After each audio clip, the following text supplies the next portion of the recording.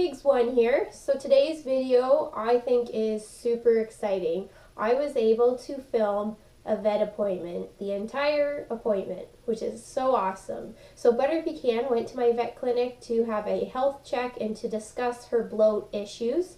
And Dr. Sarah, that's my one veterinarian at this clinic, said that that was okay to film it. So you'll get to see what happens for a health check, things that the vet looks for, and you'll hear us discussing her bloat issues. So huge thank you to Dr. Sarah for that, and a big shout out to my vet clinic, to Vicky, Randy, Michelle, Dr. Sarah, and Dr. Crombie. Those are the folks that I see the most. Awesome staff there. And did you try doing like different greens and less greens or more greens, all those things like we did? Okay. Yeah, like we did Like with the food Bullseye, I started just giving just lettuce. Yeah. And just like a little bit less of this or that, and it never corresponded with when she ate. It would be like sometimes morning, sometimes afternoon, sometimes at night.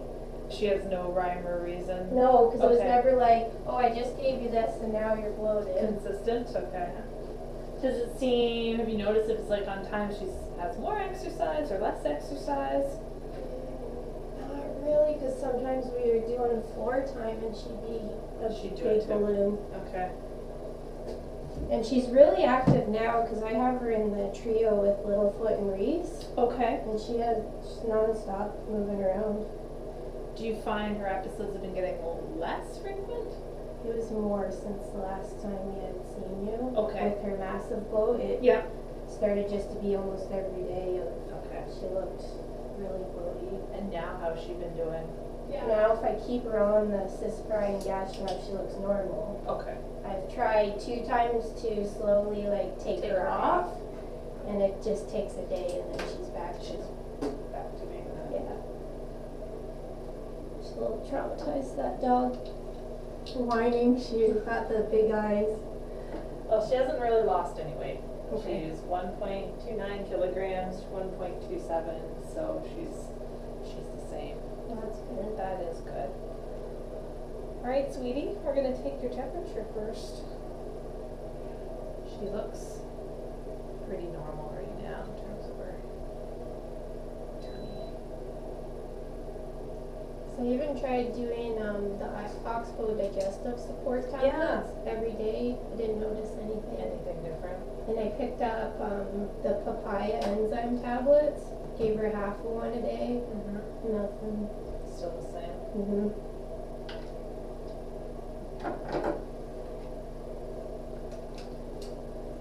You're so nervous. It's okay. The dog's gone. All right, we're gonna check your eyes. Oh, they look good. No. I think baby did cause you a little bit of worry up there.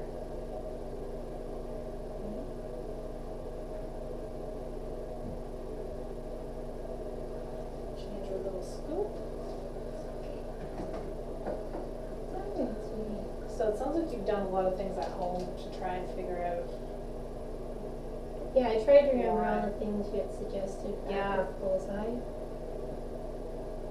The other thing was, had her for almost 4 years, same veggies, same time, same amount, so it just didn't make much sense. And I don't feed any of the veggies that would be gassy anyway. Yeah. So, I don't know. And then she eats loads of hay. Which is all good for digestion, like that's excellent for digestion. And she was never like a bloating guinea pig when she was younger? No. It just was really last year where she had minor episodes and then that big one where we brought her in, and then since then it's just been ever since, minus now when she's on The 2 meds. medications. Yeah.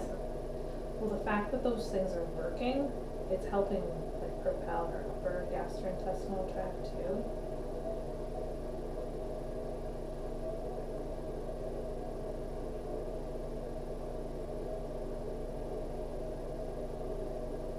She doesn't feel bloated at all right now. She definitely has some gas in there, but a normal amount of gas. sometimes when she was so bloated, it was like 20 minutes of tummy rubs and this gas coming out like mad. Which was good that it worked, but it kind of freaks you out.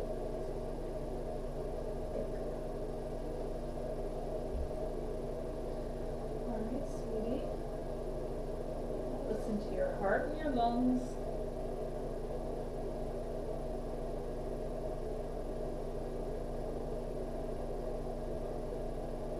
She sounds great in her chest. Her heart sounds nice and strong.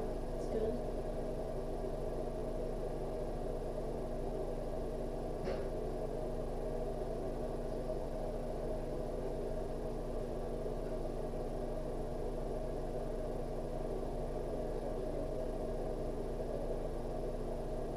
And her lungs sound good too. That's good, sweetie. I mean, her tummy feels pretty good. Last time when she was in, she was really bloated. Like you could feel it was almost like a balloon feeling to her. Mm-hmm. All right, I'll have you pick her up and we'll check underneath. Just check and see her little feet. Oh, wow, you're doing good there. Maybe the tummy area. Oh, good. Can I check your front feet? She's like, nope, don't. Okay, perfect. You have beautiful feet. Alright, and we'll check all over her coat underneath here.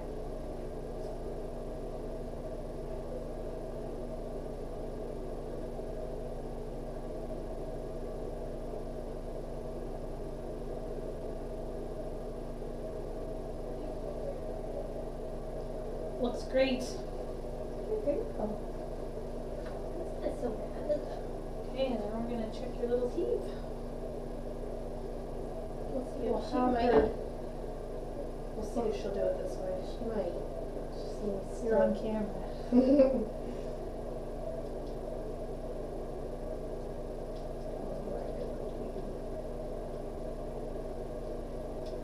Oh, she's got the feet in there. So she's eating well. And she's got good tongue movement. And everything's looking really good in there. Good girl. So on physical exam, she checks out. Okay. Great. Good. Now, that doesn't necessarily mean that things inside aren't changing or moving. Mm-hmm. Some of this might be age-related changes in how she's digesting. You've done a lot of the things, like usually when I say, we play around with diet, see if she's become sensitive to changes and anything. It sounds like you've done all of that. Mm-hmm. So, to go forward with this, we probably have to do some more testing, and I'd even be maybe leaning towards starting with, we've taken an x-ray when she was bloated and see, yes, she's bloated, but it didn't really reveal why. Mm-hmm. So would something like a ultrasound or a movie of her abdomen give us more answers? It may or may not. Okay. We could run some blood work. It's not as great at picking up things like why there's motility issues. It would be checking things like liver and kidney. Mm-hmm. Probably the best thing, if she were a dog or a cat, we'd be talking about is, do we do something like an intestinal biopsy to see if she has some kind of inflammatory condition going on. Now in a guinea pig, I don't usually recommend kind of going into that, because once you go into that abdomen to take biopsies, there is a degree of risk associated with it. So Yeah. I think it comes down to how badly we want to pinpoint an answer Mm-hmm. or not pinpoint an answer. So it sounds like we found a medical regime that works for her. Mm-hmm. As long as she comes out of the episodes, that's a good thing. Yeah. In terms of finding the exact cause, it could be a bit of a challenge. Okay. Like, are you comfortable if she was just stayed on medication as long as she's not? I have no problems with that because she's been on it for a while now, Mm-hmm. and everything in her exam hasn't she's still checking out Okay. well in terms of not having necessarily side effects.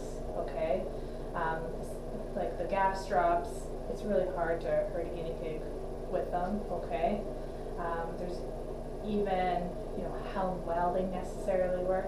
Some piggies don't respond to them at all. Some seem to do great with them. And the same thing with the Cisapride. Yep. How much of it is, she's giving the medication and, she's able to relax and the gas just moves on it versus how much the medication is giving it to her.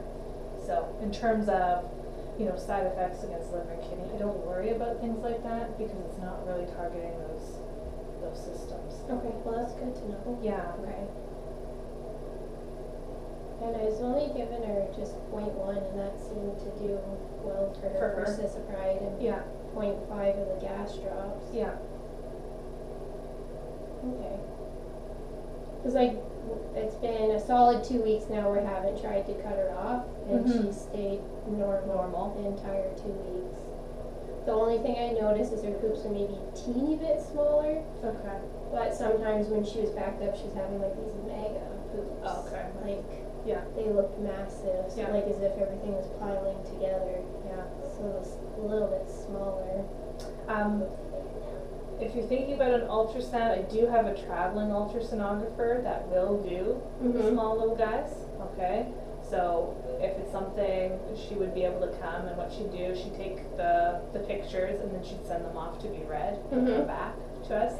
We might find something like, oh, there's a little valve in her gastrointestinal tract that has a little growth or something on it that gets a little blocked, and then that starts the whole gas process up, and then that little valve relaxes, and then things keep moving on through. Okay. We might find that, things look like they should be working normally.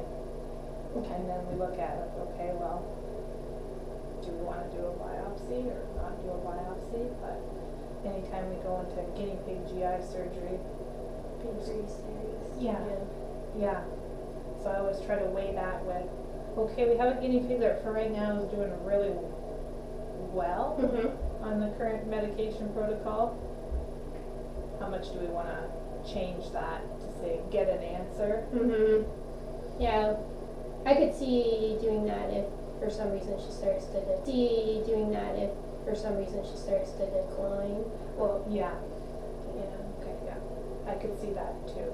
Like if there comes a point where, geez, we're noticing that even with medication, she's not being nice and stable, or if she's starting to have even more severe episodes, then yeah, we can always have the ultrasonographer come in. She says usually she should come in the first couple of days that we call. So okay, well that's good. That's fairly new because before we didn't have one that would come necessarily to the clinic to do the little guys. We'd always have to send them like to Guelph to have that done. So well, that's nice. Yeah. Okay. Well, if you're comfortable with me kind of just treating her kind of essentially like bullseye, where if it works, we'll just take what we can get. Yes. Yeah. I have no problem with that. Okay. Yeah, and then of course if she starts to not even respond, then we'll definitely we'll have to reevaluate it. But her weight's been stable. She doesn't feel like she's bloated right now. Her abdomen feels comfortable. Her lungs sound great. Her teeth are looking good. Like everything else is, nice coat. So she's active. I think the activity too, should help because that also helps get gastrointestinal motility moving too. Okay. Yeah, she gets lots of that. They have the biggest cage for those three. And Oh, they that's run good. around a lot. Nice. Alright. Right, a little bit calmer now that the dog isn't here. Still got a little wide-eyed. Yeah, a little bit. It was terror. Okay, well that's good. Well, I'm glad she checks out every other way though. Yeah, she does. Her feet look great, so no signs of sores or anything like that. Alright, sweet. Just gonna give us a little bit of purr there. Yeah. Should we get back on? Alright.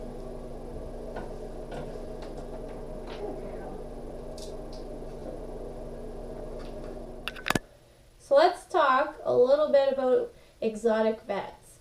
If you're looking to own guinea pigs or you already have them, an exotic vet is what you need in order to treat and look after your guinea pig. Unfortunately, dog and cat vets are not specialized to look after guinea pigs. So this could be a little bit of a situation for some people because most often it requires you to travel a decent amount of time. I could personally have a vet clinic right next door, it's almost next door, where I could walk 2 minutes to get there, but they're just dogs and cats. Towns around me, cities around me are filled with tons of options for that, but for exotics, it's a lot harder to find one. So you have to be willing to drive the distance. And then I also have a backup vet for after hours, which is even farther than my main clinic. So that's just the reality of owning guinea pigs and exotic vets, that often it means traveling further. So the other thing you have to be aware of, sometimes exotic vets, their fees are a bit more than what you would see for dog or cat vets, but again, you're paying somebody who has specialized in exotic care, trained professionals who went through a lot of schooling, very knowledgeable people. To me, that is absolutely worth whatever they charge, right? So that's something you're going to have to get over as well. You can't put a price on helping your pet with the best. And it's never a good idea to go to a dog or cat vet if they agree to see your guinea pig, because that's how things like misdiagnoses, unsafe medications get used, unsafe dosing of the medication. Never worth it to go to a dog or cat vet. Go to the exotic vet. So something I hear a lot are people who say that they don't have one near them.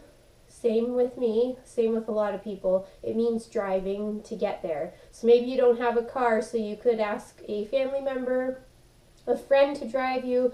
Maybe you could take a bus, an Uber, a taxi. That's something you're going to have to think about, whether it's realistic for you to own guinea pigs if you need to take them to the vet. Another thing people will say is that they don't have the money. So that is something that you should be thinking about before you get the pet as well. What happens when vet visits come up? A good thing to do is, off of every pay, put a certain amount aside into a savings account for this. Or when you're tight, you could ask your vet about a payment plan. You could always put it on a credit card so that you can pay that a bit later once you get paid.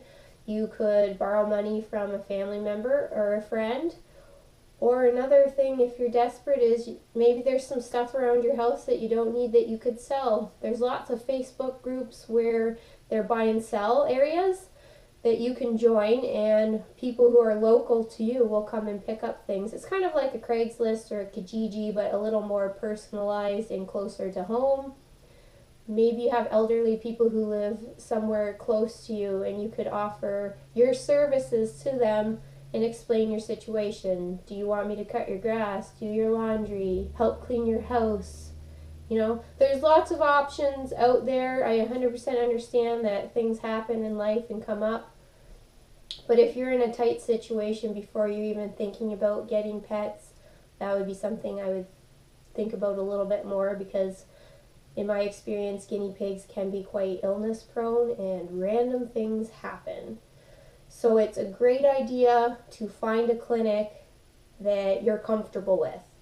So one thing you could do to find a clinic is you could do Google search. You could look on Guinea Links. There is a whole tab of recommended vets, and they'll go by areas, whether they're in the US, international, or in Canada. You could speak to people who are guinea pig rescues or shelters to ask them where they recommend, where did they take their pigs. If you are Googling for an exotic small pet vet, just keep in mind that if you're looking at reviews, some of those reviews might not be 100% truthful or a little bit over dramatic. This day and age, I think we could all agree that reviews or things you see online sometimes are blown out of proportion. A bad review certainly can be truthful, but there are a lot that some reviews that you will read that you're kind of thinking that seems a bit extreme. But you have to think, when you are going to a vet, there's a lot of emotions involved because it's a loved one that you're taking with you to get help. Maybe things didn't go 100% to plan and they weren't able to help them. Maybe somebody's having an off day. There's so many factors in there, so when you're reading online reviews, take it with a grain of salt. We all know those people who love to be on social media for creating drama or being over the top or seeing if they can get a reaction. What I would recommend, if you find a clinic you're interested in, call, see if you can set up a consultation, bring a list of questions, and maybe you could go from there to see if you like this clinic, set up a health check for your guinea pig. Maybe it'll take you a couple clinics until you find the one that you enjoy. It's definitely worth finding one clinic and sticking with them, because then they get to know you, you know them, they know your pets, and there's a really good thing when you have an understanding of each other. When I have had to go to the after hours clinic, it's a different feeling because they don't know you, you don't really know them, you're not sure which veterinarian you're going to get, and then you get asked a tons of questions about your care for your guinea pig, which I understand they have to ask, but it just feels like you're in an interview. So definitely once you find a clinic you enjoy, nothing beats sticking with them because it's just a very friendly, open environment. So yeah, I think I've rambled enough, but I cannot ever stress enough how important it is to have a vet clinic and even an after hours clinic before something happens. Remember that you're the voice for your pet. They can't speak up for themselves. They can't hop in the car to go to the hospital. They need you, and they're counting on you. And when you take a guinea pig or any pet into your life, I feel like you're signing an invisible contract saying, I'm going to look after you and to do what I can to help you. So if your guinea pig's in need of help and you're refusing it, that just doesn't work in my books. So anyway, hopefully you guys enjoyed this whole video, and I will see you next time. Bye-bye!